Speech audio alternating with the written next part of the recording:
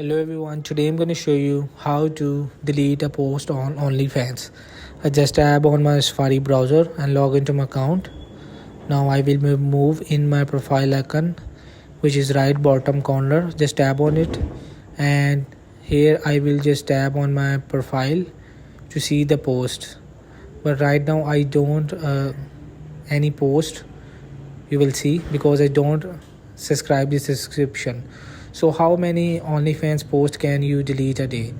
There is a 20% restriction on post deletion in a daily cycle, which means users can delete up to 20% of their post. After that, they can wait until the next day to remove more or post new content and delete the older post.